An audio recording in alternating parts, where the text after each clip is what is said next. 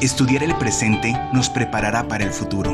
La pandemia del COVID-19 es una batalla a contrarreloj. Las decisiones que se apoyen en la ciencia y el conocimiento serán las más efectivas ante esta contingencia. Los especialistas del Centro de Estudios Estratégicos para el Desarrollo de la Universidad de Guadalajara, creadores de Jalisco a Futuro, un instrumento para contribuir al desarrollo del Estado, ahora aplican sus conocimientos para darle respuesta a la pregunta: ¿qué pasará en Jalisco después del COVID-19? Anticipando escenarios para evitar una crisis, el estudio analiza 7 principales temas: salud pública, economía, sociedad, política, demografía, educación, seguridad. El futuro podría ser incierto, pero si nos preparamos podemos tener un mejor escenario y la capacidad de salir adelante. Conoce más sobre las conclusiones de este estudio en el micrositio jaliscoafuturo.mx.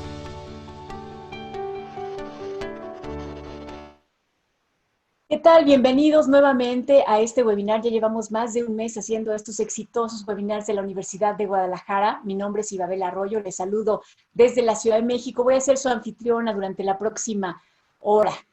La Universidad de Guadalajara, lo hemos visto, está cumpliendo su papel en estos momentos críticos de muchas formas. Esta es una de ellas, es un ejercicio de comunicación e información de calidad sobre los distintos aspectos de nuestra vida en la casa mientras estamos confinados, que han sido impactados por la pandemia.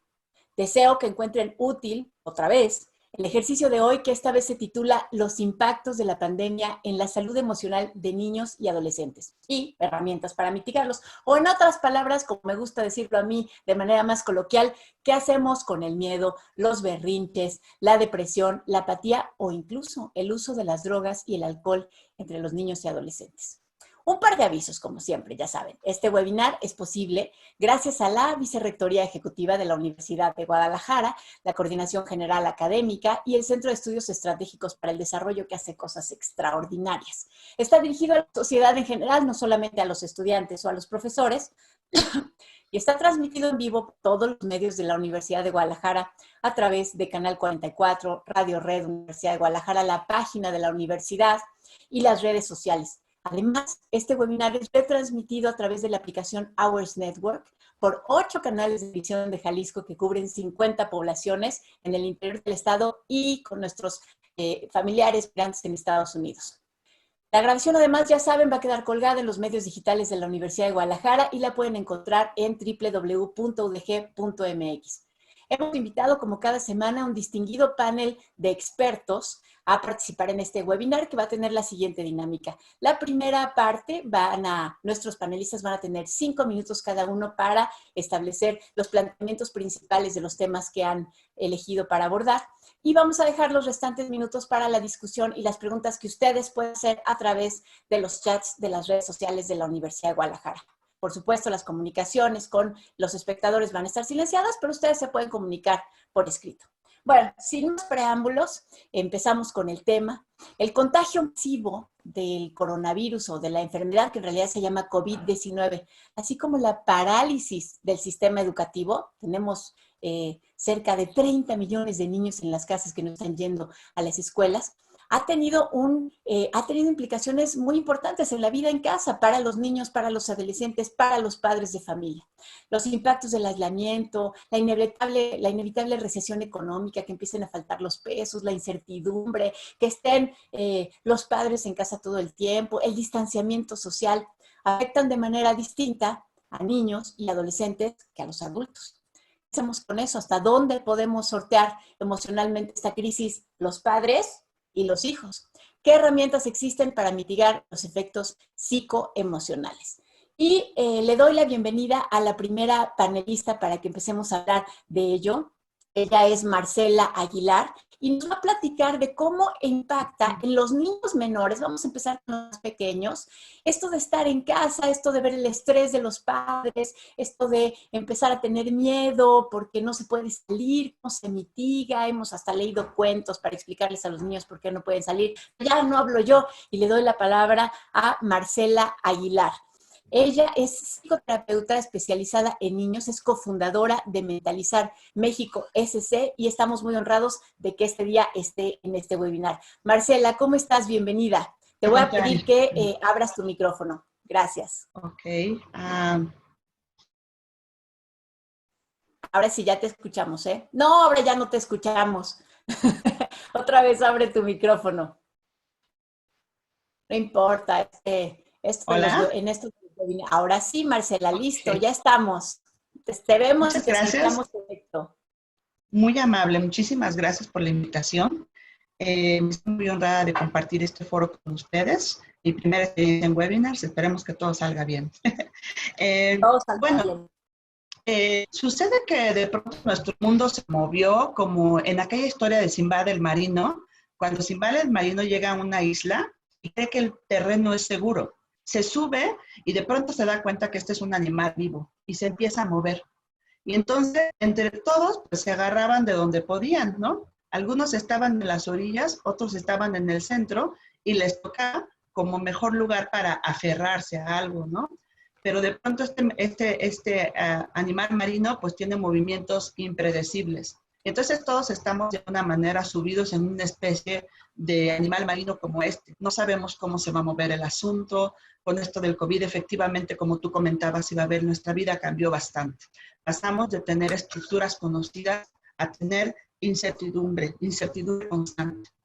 Y entonces me voy a citar a Bessel van der Kolk, que es uno de los traumaterapeutas más importantes actualmente, que dice que debemos revisar nuestra vida interior porque de pronto la estructura exterior ha desaparecido. La forma de vida como la conocemos, ahora no la encontramos por ningún lado. Y eso es especialmente importante cuando hablamos de niños pequeños, porque resulta que los adultos somos la base segura de esos niños pequeños. Los adultos somos lo que los niños tienen para organizar sus emociones. Nuestras emociones, que son estas brújulas con las que nacemos todos los seres humanos, nacemos con un paquete básico de emociones y con el largo del tiempo y con el contacto social con las personas que son nuestros cuidadores, las vamos modelando, las vamos modelando, las vamos regulando. Y los cuidadores somos especialmente importantes para regular y dar a conocer las emociones al mundo de los niños. Entonces, en esta metáfora de estar subidos en este monstruo marino que se mueve sin saber cómo, nosotros estamos buscando nuestro propio asidero, pero nuestros niños están alrededor de nosotros. Y en tanto que nosotros encontremos la forma estratégica de estar bien parados en este piso, ellos van a estar.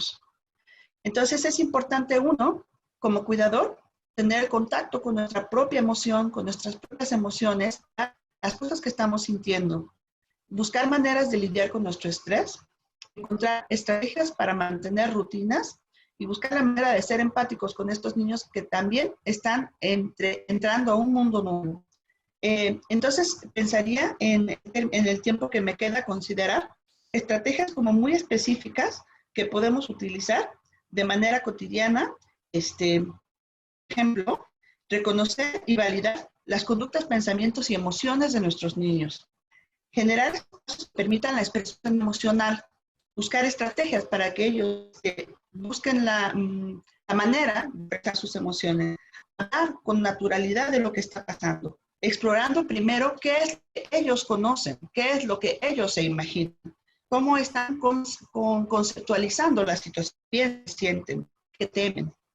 También entregar información como centrada en las edades diferentes. Pues no es lo mismo lo que le vamos a decir a un niño pequeño que lo que le vamos a decir a alguien que tiene 6, 7, 8, 9, 12 años.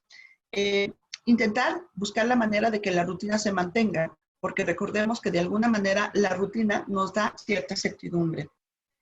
Buscar la manera de disfrutar con nuestros hijos, porque hay muchísimas cosas que son disfrutables.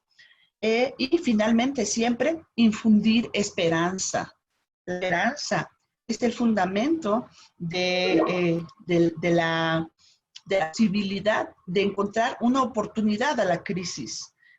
Como toda crisis, tenemos lo que sabemos que es una oportunidad o que puede ser un peligro. Encontremos la manera de que esto no sea un episodio traumático en nuestra vida, sino que hagamos prevención de tema, digamos, busquemos la manera de que esta oportunidad pueda ser benéfica para todas las familias. Podamos salir de ahí creciendo. Podemos encontrar estrategias para ser incluso una mejor familia.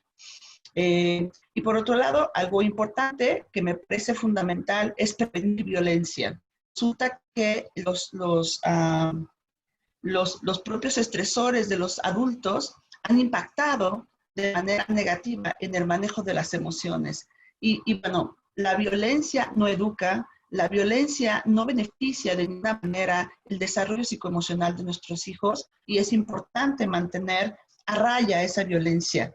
Y de esta manera nosotros podemos encontrar otras miles de estrategias de conectarnos con ellos sin utilizar la violencia.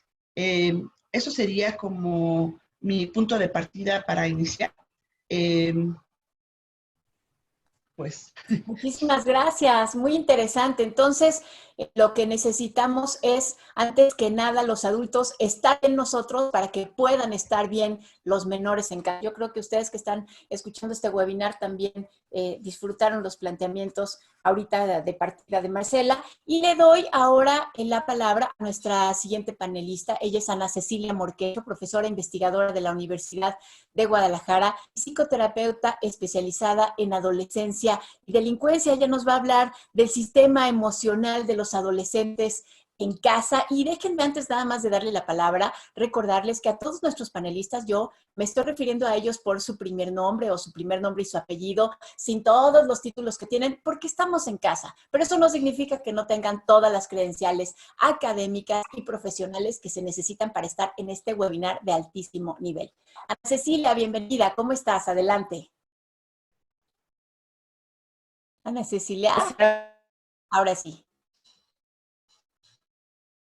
Creo que un problema. Creo que tenemos un problema contigo, se nos está cortando. Ana Cecilia, a ver otra vez.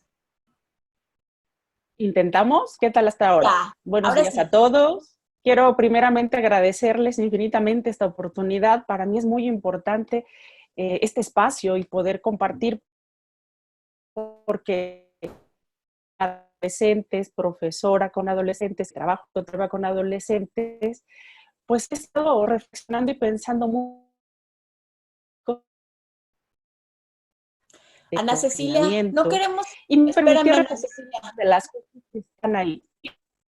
Ana Cecilia, ¿me escuchas? Espérame un momento. ¿Sabes qué? Te escuchamos muy cortada y no queremos perdernos nada de lo que estás diciendo. ¿Te parece si hacemos lo siguiente? Ok. Para tu video, para que solo te escuchemos, de manera que no nos perdamos nada de lo que tú estás diciendo. Excelente, ahí está. A ver, Perfecto. ahora sí. A ver, yo no la escucho. A ver, Ana Cecilia, ahora sí. A ver, trata de hablar sin el video. No. ¿Es buena el audio ahora? ¿Puedo seguir? Sí, perfecto. Ahora sí, Ana Cecilia, por favor, Excelente. adelante. Yo quisiera invitar a todos los que nos escuchan a imaginar cómo se siente ser un adolescente en una situación donde el caos y la duda y la incertidumbre está a todo lo que da. Pero antes quiero comenzar diciendo que ninguna familia estaba preparada para vivir la contingencia, de tal manera de que si no sabemos qué hacer o tenemos dudas sobre lo que pasa, pues es natural y hay que aceptar las cosas que no sabemos hacer. Lo más importante ahora es que cada familia es única y cada chico sus estrategias para mitigar un poco las situaciones. Y me voy a permitir compartir algunas situaciones y sugerencias que pueden ser de utilidad. Primero que nada, quiero señalar que para los adolescentes no es sencillo manejar sus emociones y a veces ellos no saben.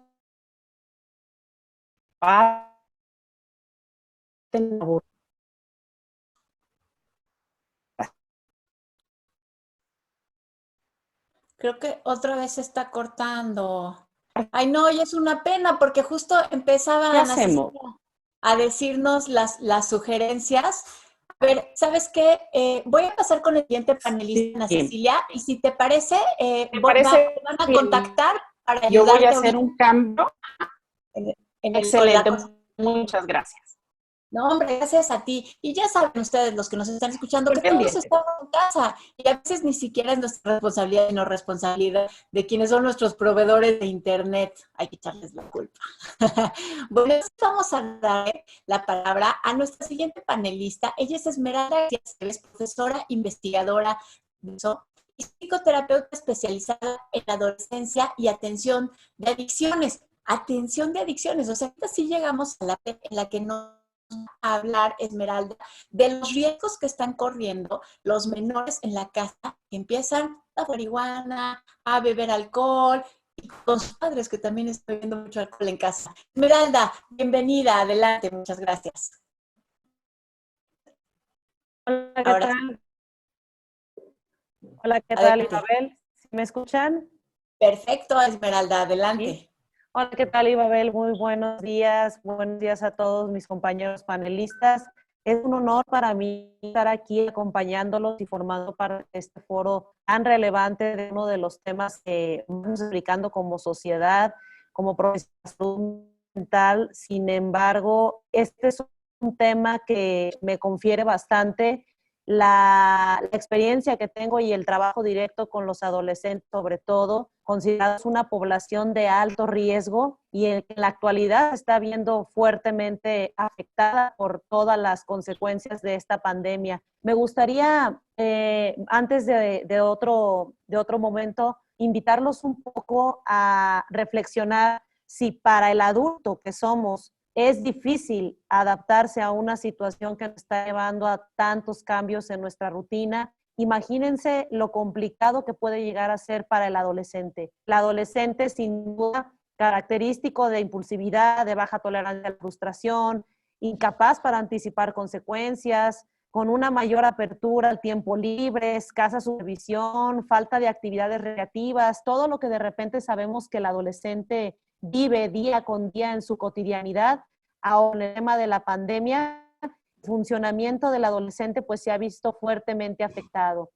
Las consecuencias, bueno, de las familias que se está viviendo al interior de las dinámicas familiares y que están afectando a nuestros adolescentes y a nuestros jóvenes, pues principalmente estos ambientes de tensión, estos ambientes donde la misma convivencia, el mismo eso de convivencia entre los miembros empieza a generar cierta hostilidad. O sea, yo lo que les digo, imagínense, si en la cotidianidad el adolescente tiene una actitud de hostilidad hacia la convivencia con la familia o hacia la convivencia con los miembros, no se diga en un momento de confinamiento todo lo que ello les va a generar a nivel emocional. Es evidente que en este tema de los patrones, sobre todo de consumo de alcohol, tabaco y de otras drogas, pues nos viene a hacer un foquito rojo, sobre todo con el tema de los chicos y de las chicas adolescentes. Hace poco me tocaba compartir algunas experiencias con adolescentes de cómo han estado viviendo todo este tema de la pandemia, de cómo han estado viviendo el confinamiento en casa y efectivamente la mayoría refiere que los casos que se reportan con respecto al incremento de consumo en el alcohol, en el tabaco, en otras drogas ilícitas como la marihuana, pues se debe precisamente a este estrés que se vive dentro de la dinámica.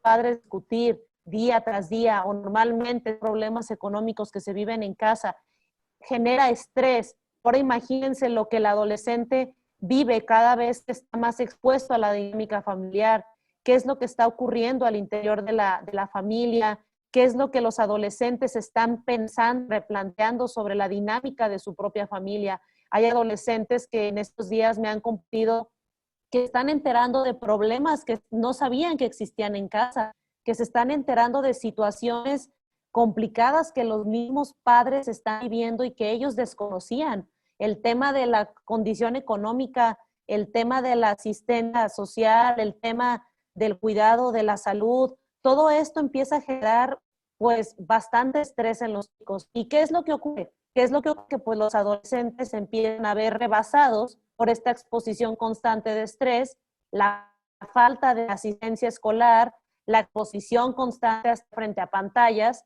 la presión de los padres por llevar o aparentar, tratar de llevar una rutina cotidiana, la normalización de ciertas conductas y entre ellas pues consumo. Cómo este tema del consumo viene a ser algo tan para nuestros jóvenes, porque sabemos pues que por evidencias de estudios en salud y en adicciones, que estos primeros contactos con las sustancias se dan precisamente durante la adolescencia y se dan al interior de la familia. Ahora, imaginemos un confinamiento donde la misma exposición, donde el mismo contacto con los miembros está frente a la conducta moderada de los padres. los padres empiezan a consumir más tabaco, empiezan a consumir más alcohol, empiezan a consumir algunas otras sustancias ilícitas y el mismo adolescente se está viendo expuesto a ese modelamiento. El modelamiento que sin duda los vuelve sensibles a este estímulo, los vuelve ansiosos, los vuelve hiperactivos y son elementos que detonan que este consumo se incremente en los chicos. Y bueno, pues hoy día considerado factor de riesgo para el contagio del COVID-19, pues no se diga la importancia que representa el que los mismos padres tomen la oportunidad de esta situación como una experiencia para poder probar lo que es la sobriedad o la abstinencia. Yo lo que les comentaba a un grupo de padres de familia es que la pandemia no solamente representa una crisis, sino también representa una oportunidad para generar estos nuevos hábitos, estos cambios, el estar en la familia, convivir con los miembros, tratar de reducir el consumo, aún a pesar de lo que presentan los momentos de ansiedad y las crisis, es una excelente oportunidad. O sea, estamos también viviendo una oportunidad que nos lleva a señalar y a evaluar qué tan flexibles somos no solamente como padres, sino también como seres humanos y que nos vamos enfrentando a un cambio y a algo que es, pues ahora sí que inevitable. Yo, bueno, algunas recomendaciones puntuales que les puedo hacer a los padres para cuidar el tema del incremento del consumo de alcohol, tabaco y otras drogas con sus hijos adolescentes, es de entrada que tengan una actitud flexible en cuanto a la manifestación de las emociones del adolescente. El adolescente es hipersensible emocionalmente por naturaleza, pero en una situación como la que estamos viviendo, una actitud más flexible y una actitud más tolerante nos va a poder regresar la estabilidad que se busca en la familia. Les sugiero mucho señalar cambios positivos que se den en la conducta o en los hábitos de los chicos, estar atentos a sus necesidades emocionales. Esto es muy, muy importante. Respetar momentos de privacidad, sobre todo para los adolescentes, y como adultos requerimos privacidad. El adolescente también busca su autonomía y busca su espacio y por lo menos su habitación, esa va a ser su guarida. Entonces, respetar esos momentos de privacidad de los chicos, negociar momentos de convivencia, de actividades compartidas y sobre todo motivar a estas actividades para compartir la salud emocional.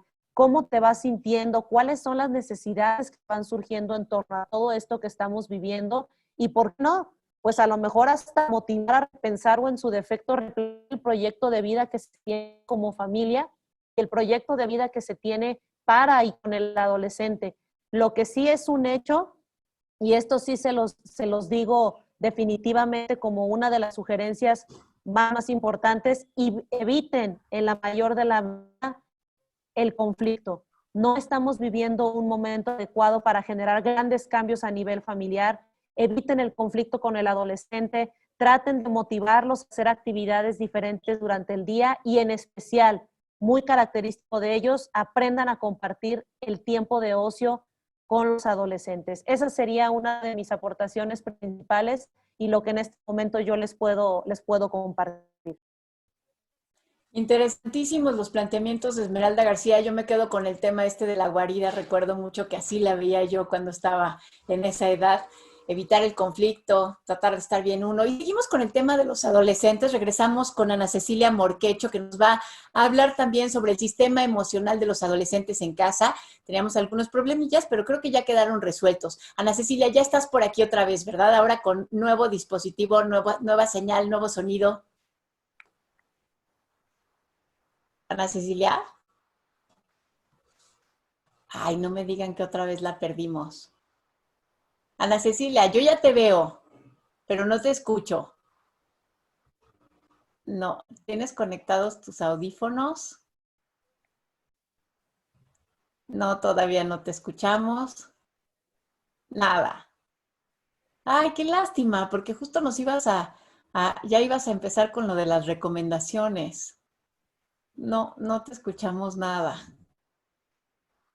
Algo pasa. Vamos a pasar con nuestro siguiente panelista, mientras arreglamos lo de Ana Cecilia. Nuestro siguiente panelista es Ay, espérenme tantito porque aquí estoy yo también ya teniendo problemas. Nuestro siguiente panelista es Melchor Sánchez. Él va a hablar del impacto de las emociones negativas en el aprendizaje. Estamos ahora en casa, se supone que los chicos están tratando de aprender a distancia, pero están tratando de aprender a distancia en una situación conflictiva en la que algunos pueden estar hacinados, algunos pueden estar teniendo problemas de violencia doméstica, algunos otros están teniendo simplemente estrés o miedo por el coronavirus, y eso impacta naturalmente en la forma en la que están aprendiendo. Melchor Sánchez Mendiola es pediatra y responsable de la maestría y doctorado en Educación en Ciencias de la Salud de la Universidad Nacional Autónoma de México. Melchor, bienvenido, adelante. Muy bien, muchísimas gracias. Buenos días. Pues gracias por la invitación a participar en esta importante sesión.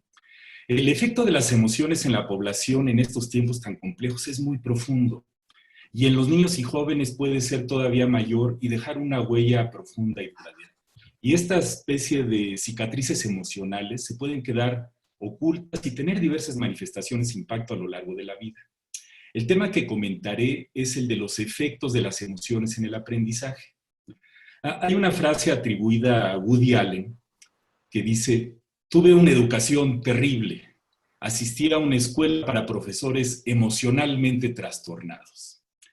Y ya ven cómo le ha ido a ese personaje.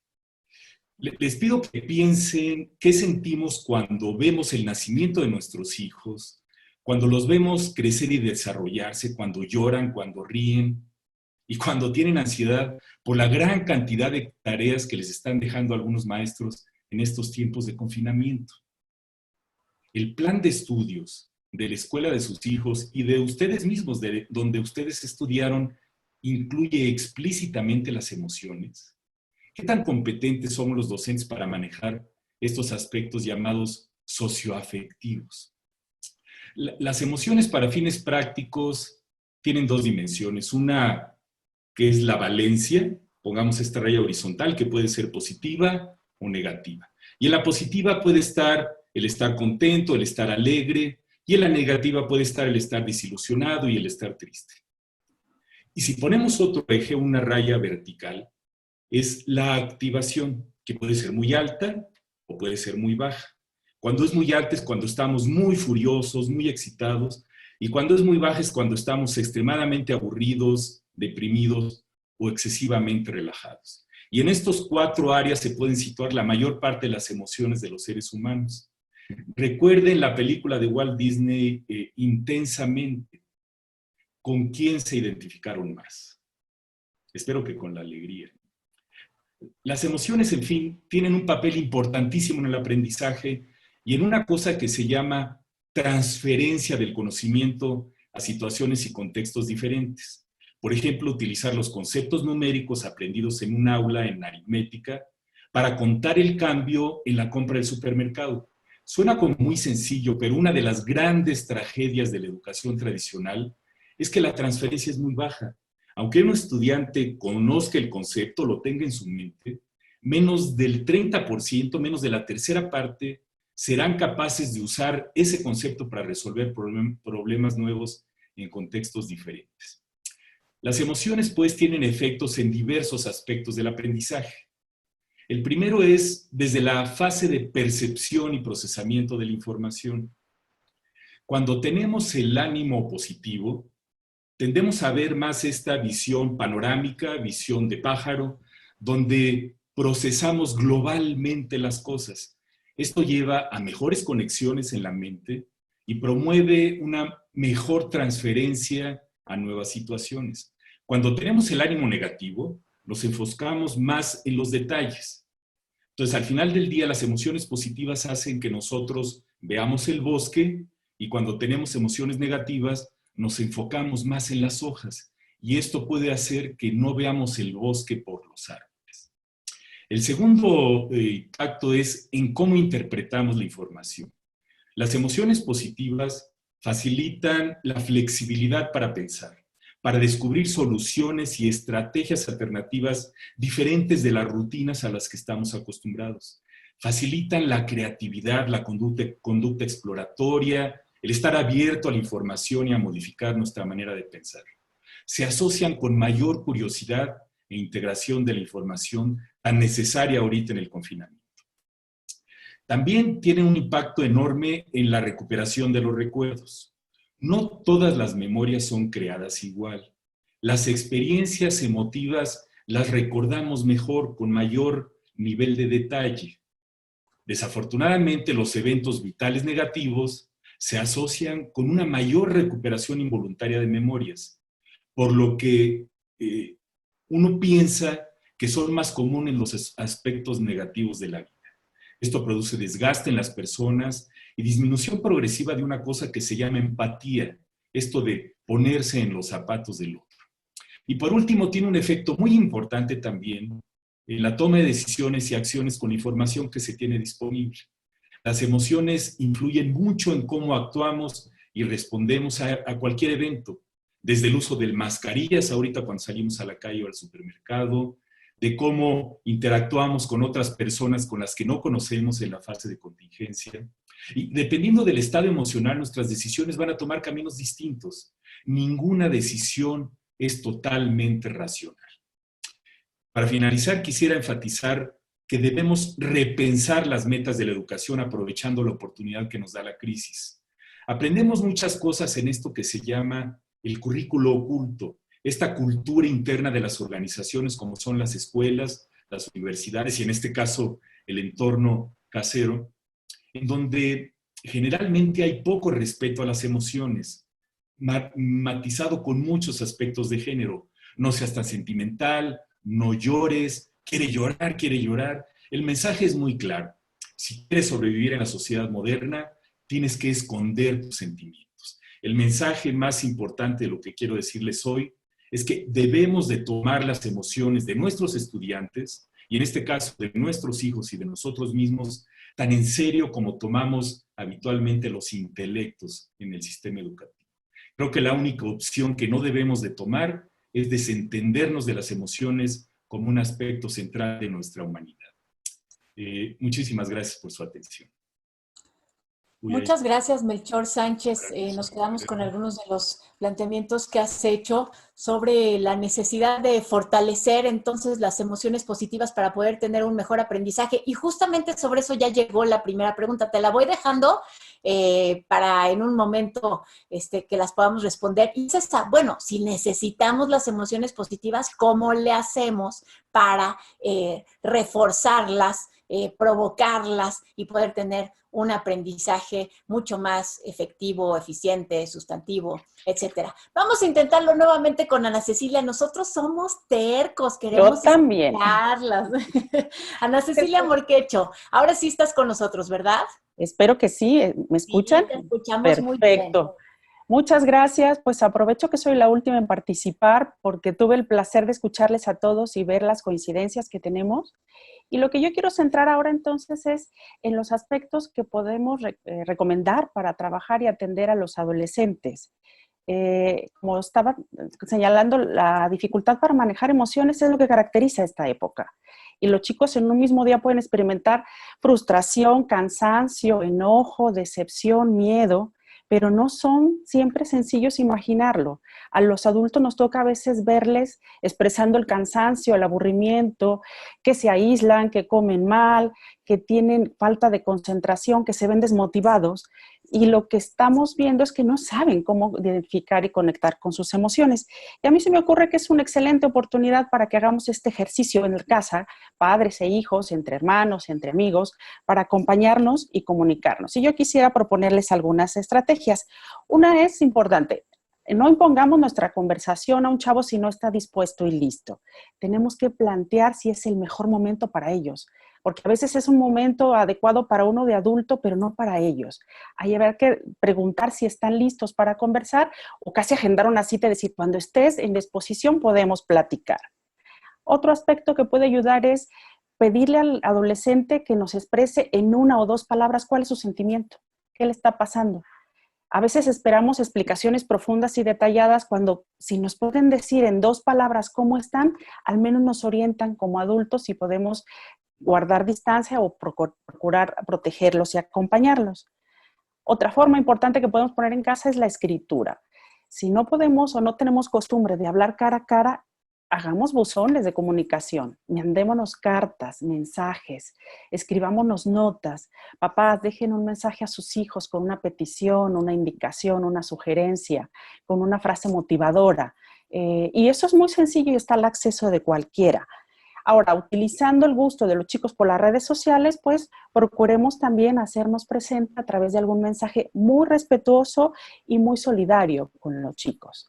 Otro aspecto fundamental que creo que hay que tomar en cuenta es que los adolescentes tienen habilidades cognitivas y una comprensión muy similar a la de los adultos y que están entendiendo y viendo muchas cosas y que también son capaces de hacer propuestas. Esto es, los chicos tienen preocupación de enfermarse, de sus tareas, tienen preocupación por la situación económica o están enfrentando cosas que estaban con cierto ritmo, que si festejar graduaciones, fiestas, visitar a los amigos, estar con la pareja, seguir actividades deportivas o algún tratamiento y sobre todo las clases en secundaria y en preparatoria. Genera mucha angustia empezar a enfrentarnos a una clase en línea, a una indicación por escrito y a trabajar más en sola. ¿Qué podemos hacer aquí? Generar una estrategia para buscar alternativas de solución. Cada familia es única y distinta y cada familia tiene sus circunstancias y tiene sus condiciones. Pero imaginen que le damos voz a los adolescentes y lo hacemos partícipe de estrategias de apoyo y de autocuidado.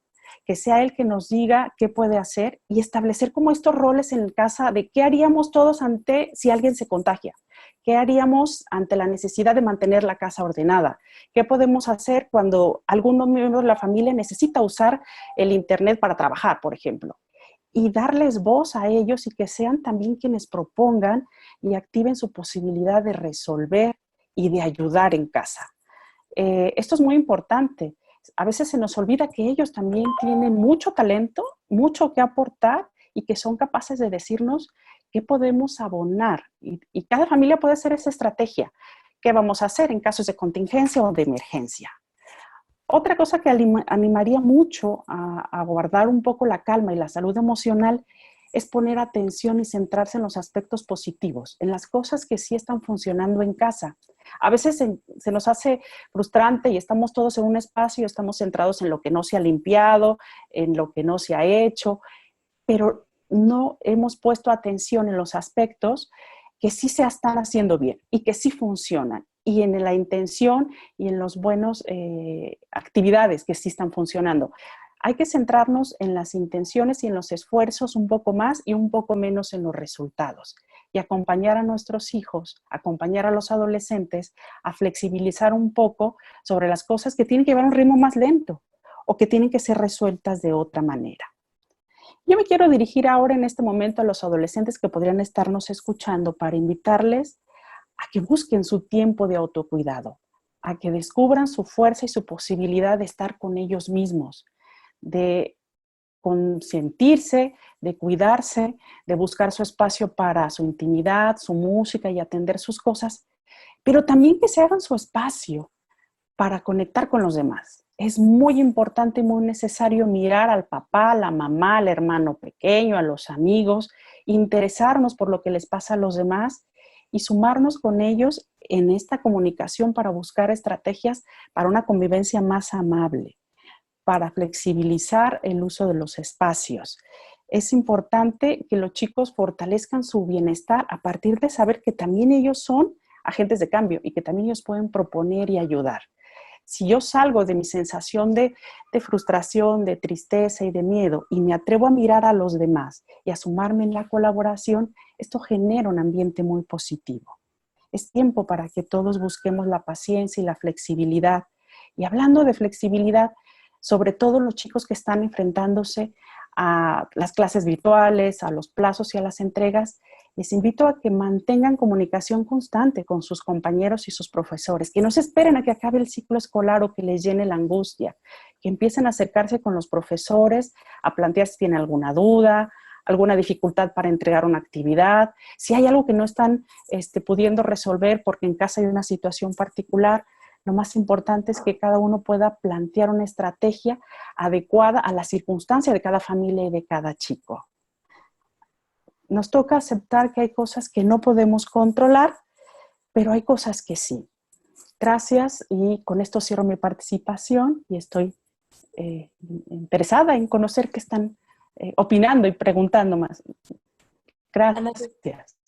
Ana Cecilia Morquecho, profesora investigadora de la Universidad de Guadalajara y psicoterapeuta especializada en adolescencia y delincuencia. Qué bueno que lo logramos, Ana Cecilia, porque sí era importante lo que tenías que decir.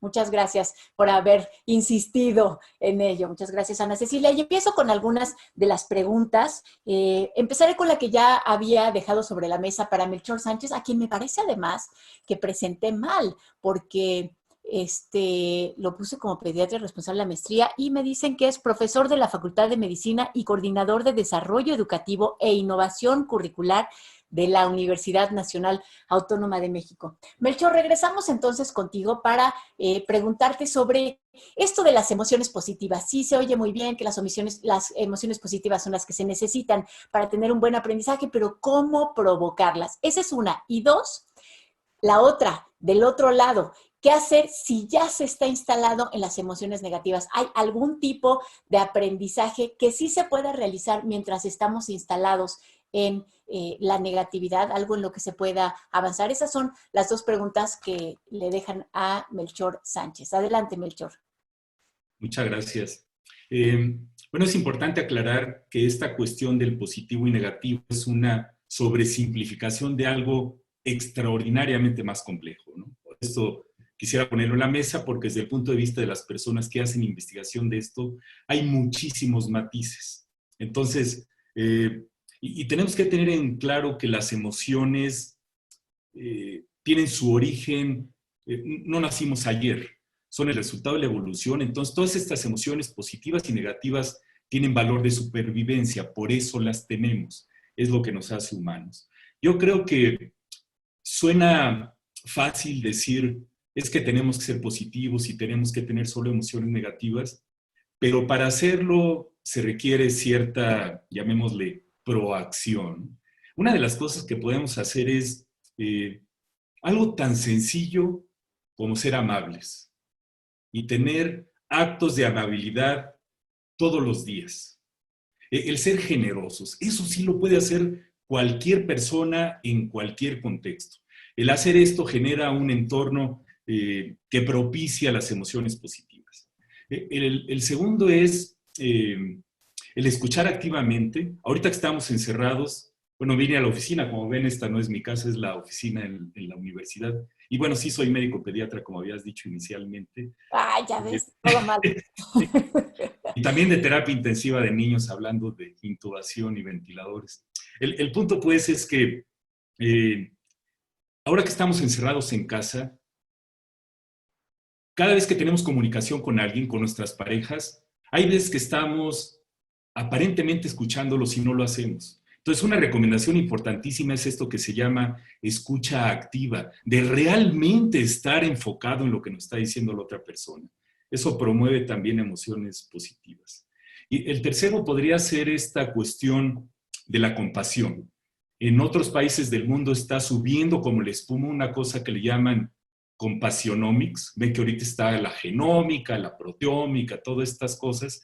Resulta que el uso de la compasión, y compasión no de lástima, sino de esta cuestión de realmente preocuparse por el otro, de esta cuestión como de misericordia, pero en el buen sentido de la palabra, hace que las personas respondan muy positivamente. Todos los pacientes con cáncer, con enfermedades crónicas, tienen resultados a veces más positivos con algo de compasión por parte del sistema de salud que muchos de los medicamentos. Y tratar de ver el vaso siempre medio lleno, apreciar los momentos positivos y tratar de, si sabemos que hay escenarios que predisponen a la cosa negativa, pues tratar de minimizarlos. ¿Y cuál era la segunda pregunta? La otra es, bueno, si ya estamos instalados en el agujero negro y oscuro, ¿qué podemos hacer con el aprendizaje? Bueno, aquí una de las cosas interesantes de la emoción en el aprendizaje es que cada ser humano tiene un diferente perfil, llamémosle, de configuración de sus emociones y de cómo responde al contexto. Con un maestro hace más clic que con otra maestra, etcétera, etcétera. Entonces, si ya estamos en una situación de tristeza porque falleció un ser querido o un conocido, un amigo, pues es normal tener esta cuestión. Yo creo que la recomendación sería, no debemos de negar lo normal que es tener emociones negativas en situaciones como la pérdida del empleo o el no tener para comer o, como les decía, la muerte de un ser querido. Y ahí sí se requiere, pues, aceptarlo, tratar de organizar las actividades en el confinamiento de una manera que tenga destellitos de luz en acciones de las que hacen en el día. Y si esto rebasa la posibilidad de tener la actividad cotidiana, pues buscar ayuda especializada, ¿no? Esa sería mi respuesta. Gracias, Melchor Sánchez, profesor de la Facultad de Medicina y coordinador de Desarrollo Educativo e Innovación Curricular de la UNAM y además pediatra. Ahora sí. Gracias, Melchor. Ahora le hago la siguiente pregunta a Marcela Aguilar, quien nos habló al principio sobre la necesidad de que los adultos estuvieran bien para que los niños estuvieran bien. Preguntan, Marcela, ¿qué se hace si un niño tiene miedo del bicho, que es el virus, y tiene miedo de que mueran sus papás que siguen saliendo? ¿Qué se hace ante eso, Marcela? Y es una cosa muy común que está sucediendo ahorita. Los niños están expresando una serie de temores específicamente porque hay tanto bombardeo de información que probablemente a veces lo primero que necesitamos hacer es filtrar cierto tipo de información. Hay cierto tipo de información a la que no les debemos dar acceso a cierta edad, ¿no? Pero bueno, los niños saben, están enterados, tienen su propia forma de expresar los miedos y una cosa importante es notar la empatía, ¿no? Es ponernos en el lugar de ellos, imaginar cómo se ven las cosas desde su perspectiva, pues, ¿no? Que nos platiquen de ese bicho, que lo hagamos dibujos, que lo pongamos en colores, que nos hablen de todo esto, que les demos este espacio de expresión de las emociones del que yo hablaba al inicio, pues, para que nosotros podamos, lidiar con una emoción, tenemos que ponerla en la mesa, hablarla, notarla, sentirla, incluso aunque es incómoda también. Entonces, bueno, les hacemos este espacio de hablar, nos ponemos en la disposición de notar, nos imaginamos cómo puede ser en su mente esto y buscamos la estrategia de ayudarles a entender que los papás estamos haciendo lo posible por darles seguridad. Recordemos esto, nosotros somos su base segura, nosotros los adultos. Entonces, ¿cómo les damos seguridad? Por ejemplo, si yo voy a salir, cariño, yo me voy a poner mi cubrebocas, yo voy a tener cuidado, yo voy a buscar la manera de no ponerte en riesgo, buscaremos la manera de estar bien entre todos. Por eso precisamente estamos utilizando estas estrategias para sobrellevar la situación. Por eso estamos haciendo todo esto, para que estemos seguros, pues, ¿no? O sea, es importante como buscar la manera de proveerles seguridad. Y la manera de proveerles seguridad es que nosotros estamos también regulando nuestras propias emociones. A mí me parece fundamental este tema de la regulación emocional, ¿no? En donde de pronto, cuando una emoción crece mucho, vamos a buscar la manera de hacerla más pequeña. Cuando está más grande, cuando está más pequeña, de expresarla, de notarla. Gracias. Marcela, muchas gracias por tus respuestas. Ahora hay otra pregunta muy interesante para Esmeralda García, quien nos habló del tema de las adicciones, Esmeralda García del ITESO. Esmeralda, preguntan, ¿qué se hace si encuentran droga en casa? Esmeralda, Muy ¿estás por bien. ahí? Sí, aquí ¿Qué estoy. se hace? ¿Ponen el grito en el cielo? ¿La tiran por el excusado? ¿Qué hay que hacer? Bueno, Ibabel, pues suena de repente como medio trillado, pero el primer paso siempre es guarde la calma. Antes, siempre cuando encontramos droga en casa, hay que guardar la calma. Ese es el primer paso. Si con el mismo confinamiento y la misma convivencia nos damos cuenta que alguno de nuestros hijos y nos enteramos estaba consumiendo alguna sustancia, lo primero que se puede hacer es guardar la calma.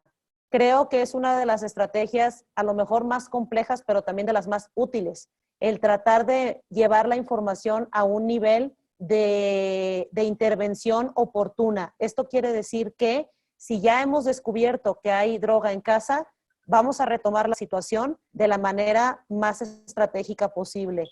Esto, bueno, alude totalmente a buscar apoyo de especialistas, a buscar apoyo de profesionales de la salud que nos dedicamos específicamente al abordaje del fenómeno adictivo, pero más que otra cosa, evitar el conflicto. Vuelvo a lo mismo de mi participación cuando decía que lo que necesitamos ahorita en tiempos de pandemia es un problema más, es un conflicto. Por lo que veo muy importante el que si lo hemos descubierto, no hagamos caso omiso, pero entonces vamos a buscar las alternativas en los profesionales de la salud para poder abordar la situación en la medida en la que se requiera. Esa sería una de mis principales sugerencias.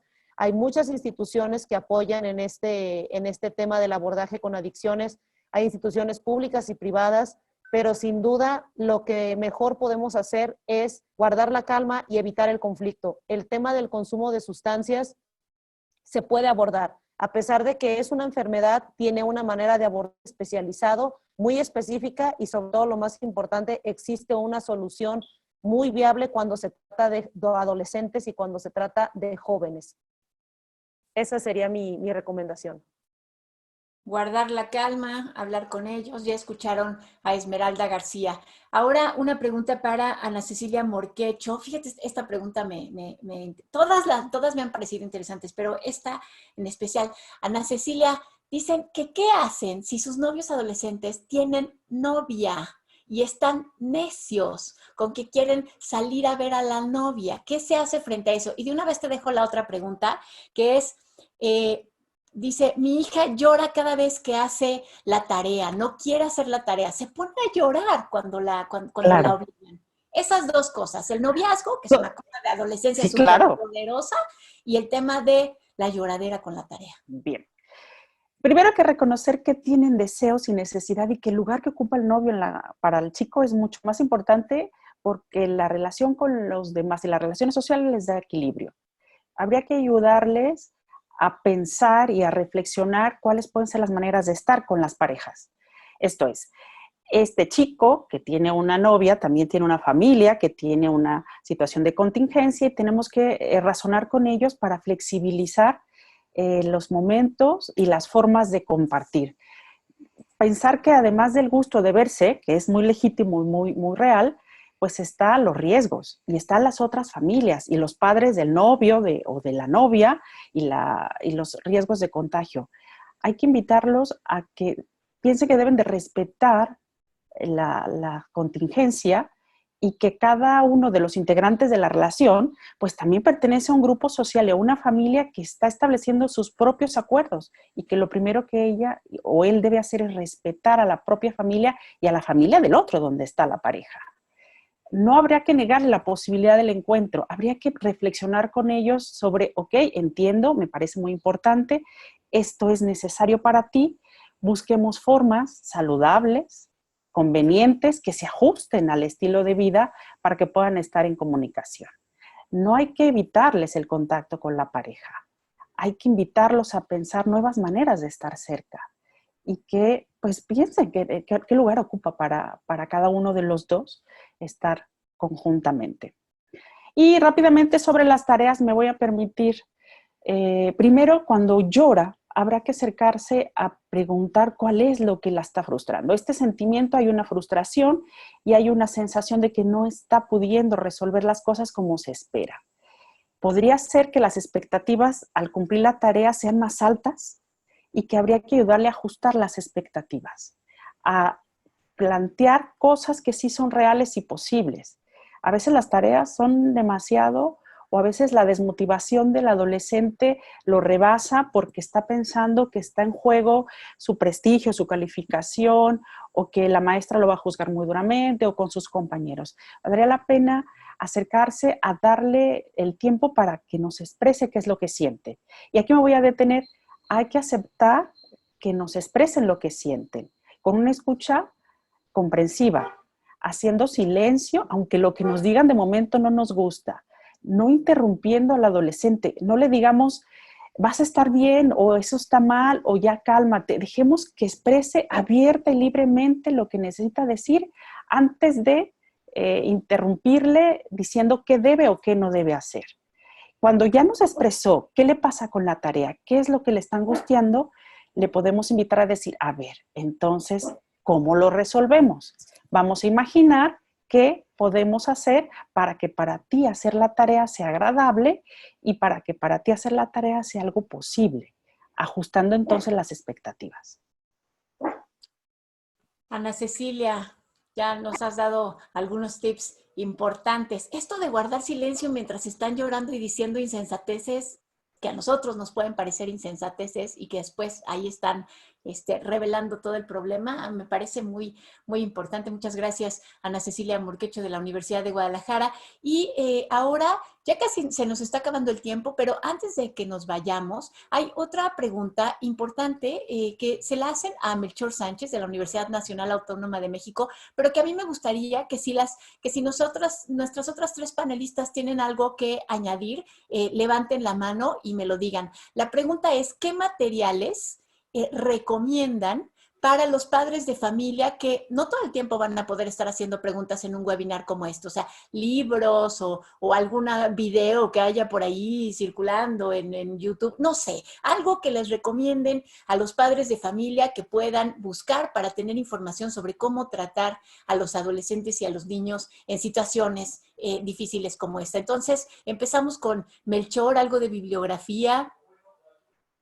Y bueno, básicamente, lo que pasa es que ahorita son varias cosas, ¿no? Yo creo que la bibliografía más importante que debemos usar ahorita es esto que, ¿qué diablos es este virus y sus efectos? Y para eso la OMS ha generado publicaciones. Si googlean la página de internet de la OMS y buscan ahí las publicaciones que generó de qué es esto y qué tenemos que hacer, porque en esta época de fake news y del montón de mentiras es un caos informativo. Entonces, mi primera sugerencia sería buscar las partes formales, ¿no? Por ejemplo, del Centro de Control de Enfermedades de Estados Unidos, y en el caso de nuestro país, de la Secretaría de Salud y de la Secretaría de Educación Pública Nacional y de las estatales también, porque ya ven que hay ahorita divergencia de opiniones, ¿no? Y en términos de material para que estudien, es importante hacer conciencia que esto nos cayó a todos de sopetón, incluyendo a los maestros. Yo tengo unos mellizos que van a cumplir 10 años, van en 4º año de primaria, y todos los días es estar con los maestros negociando los horarios, quién va a usar la computadora, las tareas que ya se comentaron, etcétera, etcétera. Entonces, yo creo que la primera fuente de bibliografía para esto debe ser con los propios maestros de la escuela donde están los hijos, que son los que tienen más claro el plan de estudios, las metas educativas y de qué se trata, ¿no? Y terminaría con la UNESCO ha sacado documentos de qué hacer en educación en la pandemia. Casi todas las organizaciones gubernamentales y no gubernamentales han sacado documentos, pero el de la UNESCO está muy bonito y plantean una serie de cosas, ¿no? Si quieren, terminando, les mando algunas de estas líneas. Entonces, UNESCO, OMS, que es la Organización Mundial de la Salud, y profesores, para empezar. ¿Algún otro de nuestros panelistas tiene alguna? Marcela, a ver, por favor, activa tu micrófono. Bueno, para niños, papás y profesionales de la salud mental, está un muy buen material de Aprender a Crecer, que es una página chilena, en donde estas consultoras idearon unas estrategias para niños entre 5 y 12 años de cómo lidiar con esta situación, con cuentos, actividades, incluyendo también actividades para papás y para en casa, y cómo lidiar con la propia atención y prevenir el trauma, que esta situación no sea traumática, sino que sea benéfica. Y también para profesionales de la salud mental. Entonces, ese creo que está como bastante completo. Aprender a Crecer se llama, en Chile.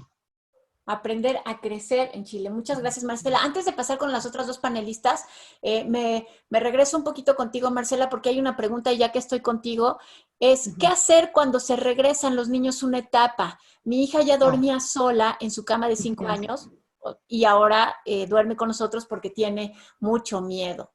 Marcela, ¿qué hay que hacer al respecto? Es común, los niños recuerden que no tienen las habilidades verbales y de lenguaje que lo tenemos los adultos. Ellos tienen su conducta para decirnos las cosas. Entonces es acompañarle en esto y ayudarle a entender cómo nosotros encontrar como estrategias. Uno, aceptarlo, esto está pasando, incluso si necesita dormir con nosotros, darle esa chancita, acompañarle, ayudarle a enfrentar gradualmente sus miedos. jugar con los niños, ayudarles mediante juegos a lidiar con esos temores que puedan tener. Eso está pasando, es común, es adaptativo de alguna manera, pero si el niño ya lograba ciertas cosas, hay que ayudarle a que regrese a su desarrollo como estaba antes de la crisis. Y bueno, conectarse con ellos es fundamental. Muy bien, entonces nada de poner el grito en el cielo ni de obligarlo, sino otra Por vez como favor. despacito. Ajá. Así es. Bueno, Esmeralda, Ana Cecilia, Esmeralda García, Ana Cecilia Morquecho, ¿alguna de ustedes? Ah, las dos. Bueno, empezamos con Ana Cecilia Morquecho, que también nos va a dar algunas recomendaciones. Yo más que señalar alguna texto o bibliografía, coincido con lo que ya le han comentado, hay mucho circulando en las instituciones. Quisiera poner énfasis en algo importante. Papás, confíen en su capacidad de estar con sus hijos. Ustedes los conocen, son capaces de atenderles. Confíen en sus habilidades. Y si algo no lo hacen bien, no pasa nada. Hay otro día y podemos volverlo a intentar. Yo encuentro papás muy temerosos de que si lo dije bien, lo dije mal o me equivoqué. ¿Qué pasa si nos equivocamos? Nada, lo volvemos a intentar. Busquen su única y particular manera de conectar, de establecer ese vínculo de confianza y abran sus redes de apoyo. A veces hay un tío, un amigo, un familiar que tiene un vínculo especial con nuestro hijo y que puede ser muy importante para ayudar a guardar equilibrio y calma. Y ya si el asunto no hay nadie más cerca, se podría recurrir a las instituciones, a las iniciativas, por ejemplo, de la Universidad de Guadalajara con las redes de apoyo que están disponibles y gratuitas para atender vía telefónica las emergencias emocionales que puedan suscitarse. Hay líneas abiertas con personal que está haciendo un trabajo impresionante, muy bueno, atendiendo las 24 horas del día para atender a un padre o para atender a un adolescente que pueda necesitar la compañía. Pero les invito a que descubran su fuerza y su posibilidad de conocer a sus hijos, que se observen y observen al entorno y que conecten con su propia confianza y su habilidad para estar bien en casa con los hijos. Eso. Interesante. No siempre recurrir a los gurús, también hay que voltear a verse ellos, ¿verdad? Y por último pasamos con Esmeralda García del Iteso, que también nos va a dar alguna recomendación para los padres de familia de adolescentes, supongo.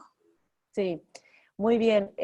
Pues prácticamente una de las bibliografías que yo más les sugiero a los papás con temas de consumo de alcohol, tabaco y otras drogas es que se remitan directamente a la página del NIDA, el National Institute on Drug Abuse. Ustedes lo pueden googlear, lo pueden buscar y viene información y bien material muy actualizado sobre temas de prevención de consumo. Hay unos foros y unos paneles que se han estado realizando con respecto a la relación del COVID y toda esta implicación con el tema de adolescentes. Y está bastante interesante, creo que vale mucho la pena revisarlo.